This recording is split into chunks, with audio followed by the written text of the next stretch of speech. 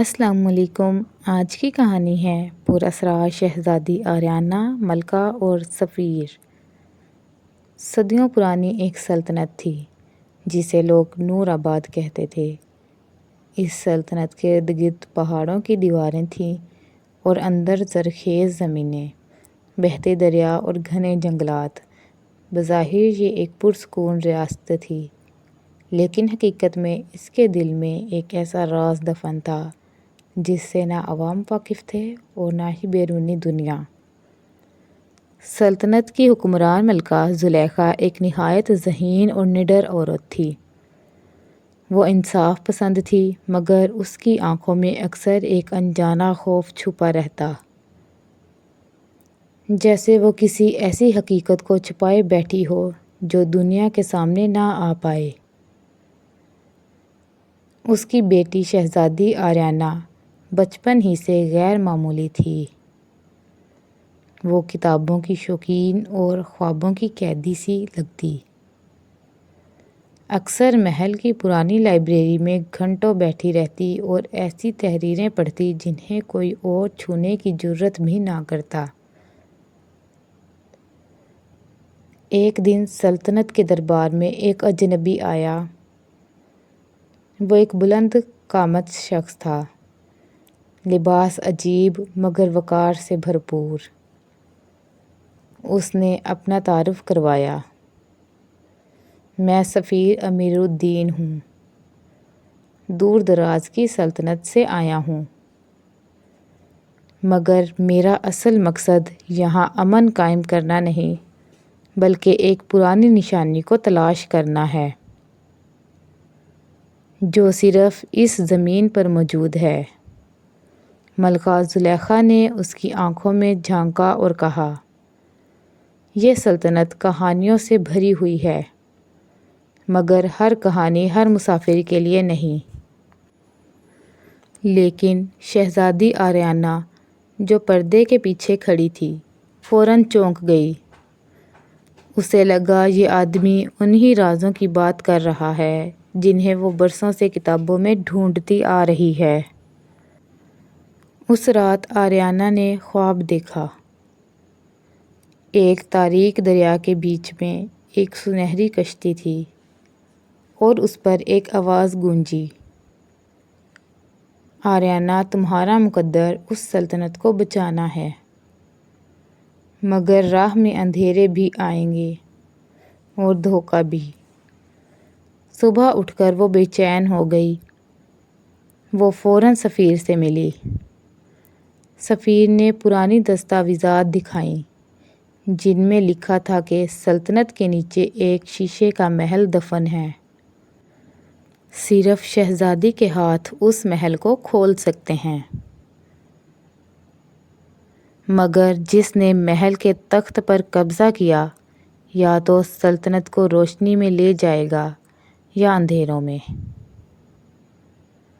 شہزادی نے اپنی ماں سے پوچھا، مگر ملکہ نے صاف کہا، بیٹی، یہ راز ہماری نسلوں کو بوجھ بنا کر ملا ہے۔ میں چاہتی ہوں تم اس سے دور رہو۔ لیکن آریانہ کا دل مطمئن نہ ہوا۔ وہ سفیر کے ساتھ ایک سفر پر نکل کھڑی ہوئی۔ ان کے ساتھ چند قابل اعتماد سپاہی بھی گئے۔ راستے میں گھنے جنگلوں میں درخت ایسے لگتے جیسے وہ زندہ ہوں اور سرگوشیاں کر رہے ہوں۔ ایک پرانا دریا آیا جسے مقامی لوگ خوابوں کا دریا کہتے تھے۔ جو بھی اس پانی میں جھانکتا اسے اپنی اصل حقیقت کی جھلک دکھائی دیتی۔ آریانہ نے اس میں جھانکا تو اپنے آپ کو ایک تخت پر بیٹھے دیکھا، مگر اس کے ارد گرد اندھیرا اور چیخیں تھیں۔ ایک پرانا مقبرہ آیا جہاں دیواروں پر ایسی تحریریں تھیں جنہیں صرف آریانہ ہی پڑھ سکتی تھی۔ ان میں لکھا تھا، خبردار، یہ راستہ آسان نہیں۔ ہر امتحان تمہاری نیت اور جرات کو آزمائے گا۔ کئی دنوں کے سفر کے بعد وہ ایک گہرے جنگل میں پہنچے۔ وہاں زمین پر سنہری نشان بنا ہوا تھا۔ جیسے ہی آریانا نے اس پر قدم رکھا، زمین لرزنے لگی اور آہستہ آہستہ ایک شفاف محل زمین سے ابھرنے لگا۔ محل کے اندر داخل ہونے پر ہر دیوار آئینے کی طرح تھی۔ ہر آئینہ آریانا کو اس کی زندگی کے مختلف روپ دکھا رہا تھا۔ ایک میں وہ ایک عظیم ملکہ تھی، دوسرے میں وہ تنہا اور شکستہ حال۔ آخر کار وہ ایک حال میں پہنچی۔ وہاں ایک شفاف تخت رکھا تھا جس پر چمکتے ہوئے حروف کندہ تھے۔ بیٹھنے والا یا تو روشنی کا وارث ہوگا یا اندھیروں کا غلام۔ اسی لمحے سفیر امیر الدین نے کہا، آریانا، یہ تخت تمہارا حق ہے، مگر یاد رکھو اگر تمہاری نیت ذرا بھی کمزور ہوئی تو یہ سلطنت تباہ ہو جائے گی۔ لیکن اچانک ساتھ آئے سپاہیوں میں سے ایک آگے بڑھا۔ وہ اصل میں دشمن سلطنت کا خفیہ جاسوس تھا۔ اس نے کہا، یہ تخت میری سلطنت کا ہوگا، اور اس نے آگے بڑھنے کی کوشش کی۔ شہزادی نے ہمت دکھائی۔ اس نے ہاتھ میں موجود قدیم نشانی کو بلند کیا جس پر سلطنت کا نشان کندہ تھا۔ فوراً محل روشنی سے بھر گیا اور دشمن زمین پر گر پڑا۔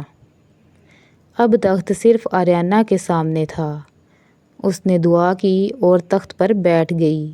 جیسے ہی وہ تخت پر بیٹھی، محل کے تمام آئینے ٹوٹ کر روشنی میں بدل گئے۔ جنگلات کے اندھیرے ختم ہو گئے، دریاؤں کے پانی صاف ہو گئے اور سلطنت پر ایک نئی صبح طلوع ہوئی۔ جب وہ محل سے باہر نکلی تو اس کی ماں ملکہ زلیخا پہلے ہی وہاں موجود تھی۔ آنکھوں میں آنسو اور مسکراہٹ ساتھ ساتھ تھیں۔ آریانا، تم نے وہ کر دکھایا جو میں برسوں سے نہ کر سکی۔ اب یہ سلطنت تمہاری ہے، سفیر نے جھک کر کہا۔ میرا مشن مکمل ہوا۔ میرا سفر اب اگلے راز کی طرف ہے، مگر تمہارا نام ہمیشہ تاریخ میں زندہ رہے گا۔ یوں شہزادی آریانا نے نہ صرف اپنی سلطنت کو بچایا بلکہ صدیوں پرانے اندھیروں کو ختم کیا۔ یہ داستان آج بھی لوگوں کو یہ سبق دیتی ہے کہ سچائی، جرأت اور ایمان کے بغیر طاقت بھی اندھیروں میں بدل جاتی ہے۔ شکریہ۔